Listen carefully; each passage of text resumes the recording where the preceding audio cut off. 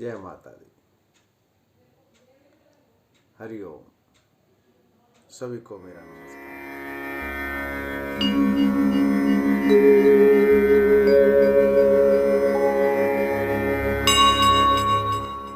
बोलिए जी, आपका क्या क्वेश्चन है बताने।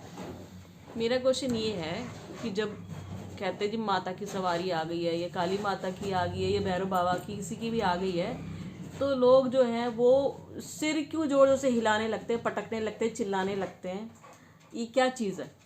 मतलब ऐसा क्यों है? क्या भगवान सच में ही ऐसे करते हैं कि सिर हिला रहे जोर जोर से और वो कर रहे? वो तो ऐसा नहीं करेंगे, तो लोग क्यों ऐसे करते हैं?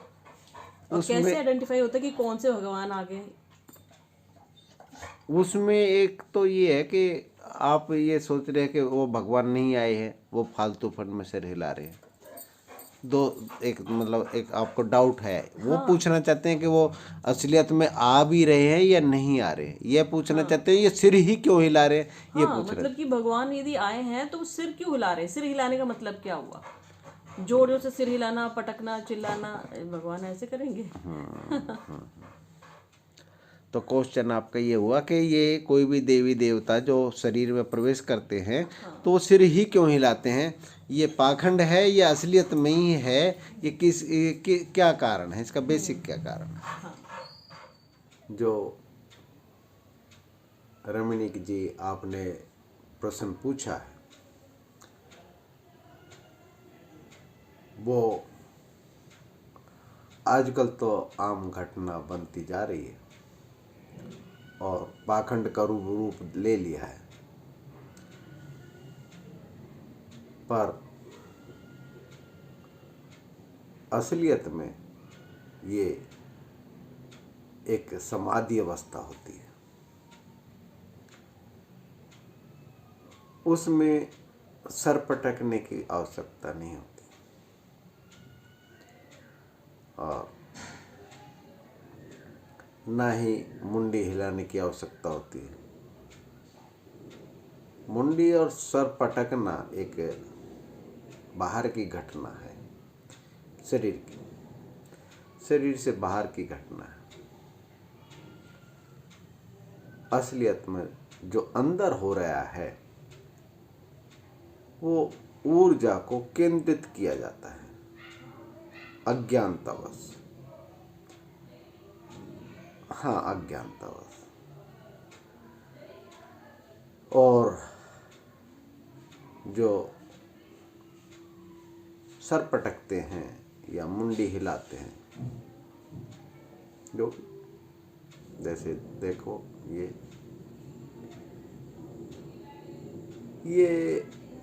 असलियत में तो ये है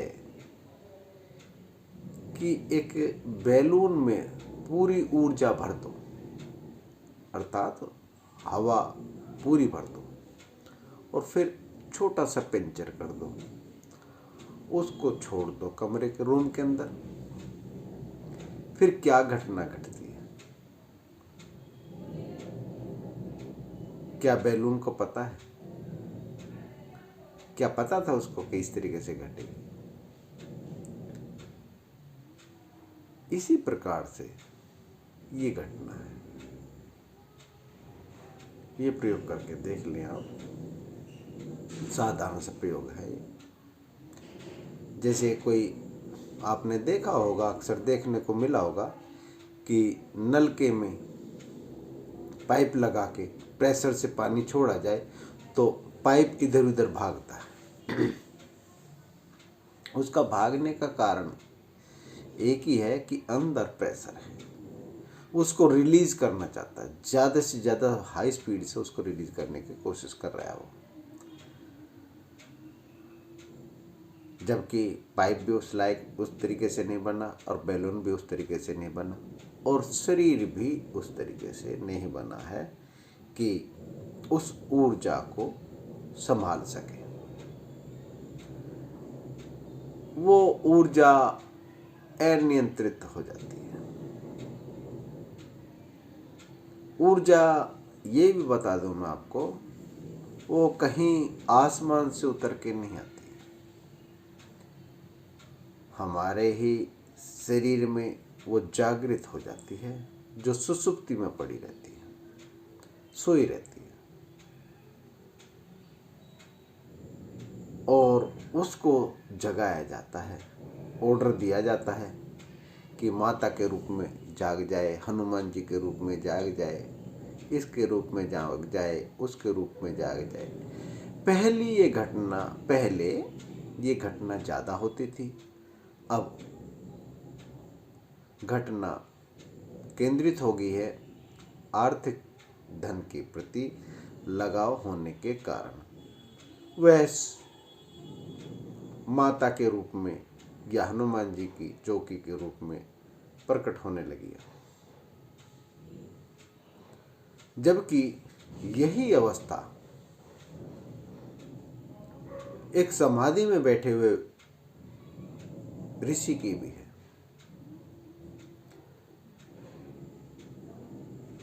समाधि में बैठ के जो ऋषि ध्यान को केंद्रित करता है, जहाँ पे भी केंद्रित करे, चाहे भ्रुकुटी में करे, चाहे नाभि में करे,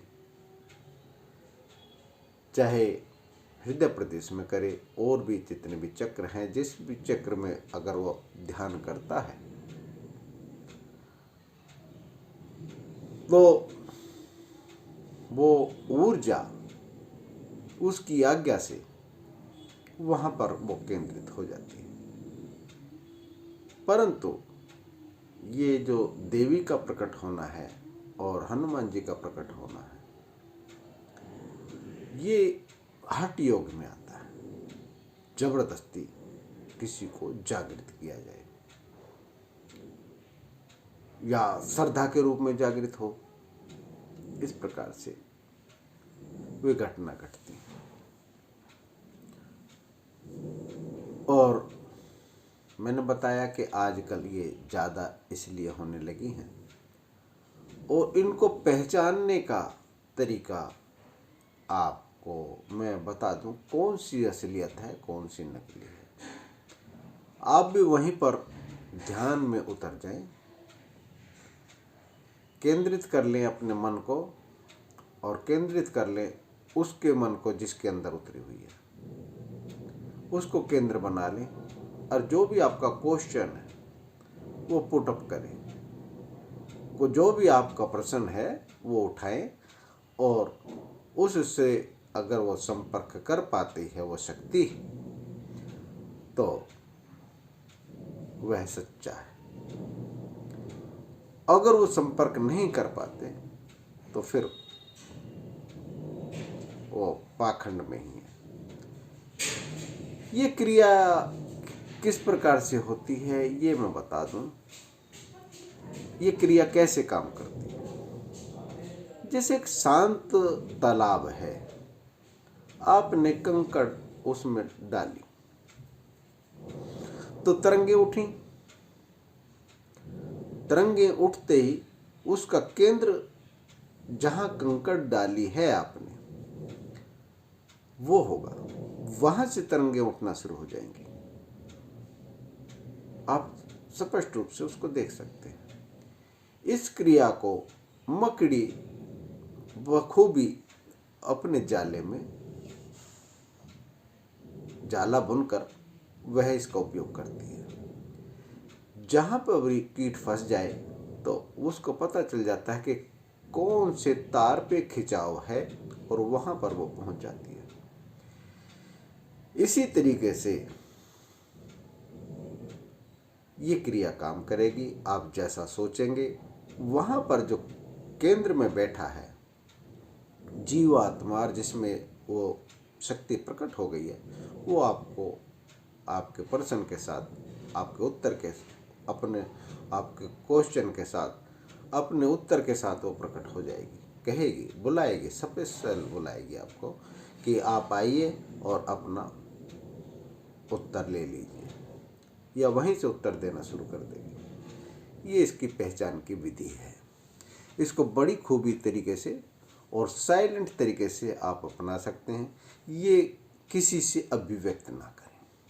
अभिव्यक्त कर दिया तो हो सकता है वो जिससे आपने बताया कि मैं ऐसा पूछूंगा, ऐसा करूंगी, इस प्रकार से अपने संकल्प किसी को बता दिया है, तो हो सकता है ये ऐसा क्वेश्चन ऐसा संकल्प वो आप जिसके बताया है वो भी उठा रहे हो। ये मत समझना कि वो उसको तो मैं लाया नहीं हूँ अपने साथ, लाई नहीं हूँ अपने साथ, तो वो तो कुछ नहीं, पर उसमें दूरी नहीं होती। अगर वो 1000 किलोमीटर दूर भी बैठा है, आपने फ़ोन करके बता दिया, तो उसके भी संकल्प उठने शुरू हो जाएंगे उस समय। तो इसको अभिव्यक्त ना करें। संकल्प को अगर रखना चाहते हैं तो अपने ही केंद्र बिंदु पे रखें, अपने ही मस्तिष्क के केंद्र बिंदु पे रखें, और ये ऐसे संकल्प उठाने के बाद अगर वो शक्ति आपसे संबंधित होती है, आपसे टच होती है, तो वो सच्चाई होगी। क्योंकि आपने जल तरंग जो है तालाब, उसमें कंकर डाल दिए। इसको ऐसा पहचाना जा सकता है। पहले तो कुछ सालों पहले मेरे, जब मैं 20-22 साल का था, 14 साल का था, उससे पहले तो तकरीबन गांव देहातों में जहाँ पे सादगी बहुत ज़्यादा थी, अज्ञानता मत कह देना, सादगी और अज्ञानता में अंतर है।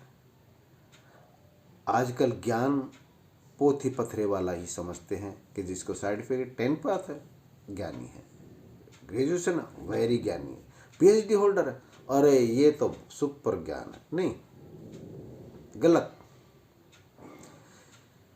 ये ज्ञान नहीं है। वो होल्डर जो पे, वो होल्डर जेब पे लटकने वाला होल्डर है।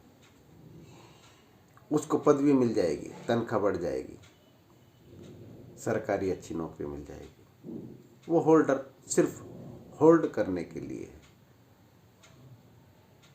सिर्फ आपको टांगने के लिए, ज्ञान नहीं है उसमें। ज्ञानी बोले तो जो बिल्कुल गांव देहात में जो निश्चल है, श्रद्धा है और अपने आप में उतरने की क्षमता है, श्रद्धा में उतर जाता है, तो उस समय हम लोग भी देखते थे 13-14 साल की अवस्था में, तो ज़्यादातर भूत आ जाया करते थे, कभी भी किसी में भी कुछ भी।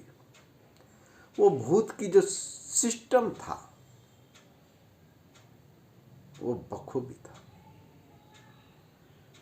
जिस भी प्रकार का भूत आया है, जिसके नाम का, जैसे सुनीता, बबीता, कविता, सुरेश, नरेश, परवेश, जिसका भी भूत आया उसी जैसी आवाज़ हो जाती थी, उसी जैसी उस प्रकार की एक्टिविटी हो जाती थी, साउंड हो जाती थी, उसी प्रकार की उसकी मेमोरी हो जाती थी, और वो अपने आंसर पूछने लगता था और उत्तर भी देने लगता था। बताता था कि मैं फलाने फलाने ऐसे ऐसे मेरे साथ घटना हुई है, और ये घटना साधारण नहीं थी। आज मैं उस चीज़ पे प्रकाश डालना चाहता हूँ कि वो असाधारण घटनाएं थी। मन एकाग्र होने पर जिसको भी याद किया जाए वो शक्ति प्रकट हो जाती है। हमारी संस्कृति इसी चीज़ को डेवलप करती है। कितने ही बड़े मंदिर चले जाओ, कितने मस्जिद चले जाओ, गुरुद्वारे चले जाओ, जब तक दृष्टा और दृश्य एक ना हो जाए तब तक कोई शक्ति जागृत नहीं होती, कोई उत्पत्ति नहीं होती, कोई समाधि में नहीं जा सकता। उस समय ये अवस्था मुझे देखने को मिली। आज मैं जान पाया कि वो अवस्था परफेक्ट तरीके से उस समाधि अवस्था में उतरने का एक तरीका था, पर अज्ञानता के कारण। आज भी जिसमें देवी देवता, जो कहते हैं ना, देवी की चौकी लगाते हैं, ये लगाते हैं, और हनुमान जी की चौकी, वो है तो सही, परंतु अज्ञानता के कारण, धन के उपार्जन के कारण उसको विक्षिप्त कर दिया है। आज भी जो पोथी पत्रे वगैरह जितने भी पढ़ रहे हैं, उसकी स्टडी को एक साइड में रखकर अपने ध्यान में उतरेंगे तो शक्ति को आज भी उजागृत पाएंगे। एक भारत की ही ऐसी एक संस्कृति है जहाँ पे यूनिवर्सिटी पढ़ने की जरूरत नहीं होती, और वो अपने अंदर से ही जागृत कर लेता है उन शक्तियों को। कहीं से जीरो से उठाता है और हीरो बनता है, ले जाता है ब्रह्म अहम ब्रह्मस्मि तक। एक भारत की संस्कृति जैसी है जहाँ पे अपने आप को ब्रह्म बताने वाले को सिर पे बैठाया जाता है, पूजा जाता है और इज्जत दी जाती है। बाहर की संस्कृतियों में नहीं है। चाहे वो पैगंबर रहे हों, जिनको पैगंबर कह के पुकारा हो, उनको साथ भी न्याय नहीं हुआ, चाहे वो यीशु मसीह हो और भी बहुत कुछ। इसलिए अपनी संस्कृति पे गर्व करो और इस क्रिया को पहचानने का एक ही तरीका है कि आप ध्यान करो और उनसे वार्तालाप करो। और बेटर तो ये है कि आप अपने अंदर उतर जाओ और उन क्रियाओं, उन शक्तियों को देख सकते हो, जागृत कर सकते हो। उसमें शरीर जो हिलता है, अकस्मात हिलता है, वो हिलाता नहीं। ये मेरा आंसर है। उसको पता नहीं होता कि वो शक्ति को संभालने में सक्षम नहीं है। आज के लिए इतना ही। हरिओम, नमस्कार सभी भक्तों को मेरा जय माता दी। हरिओम हरिओम।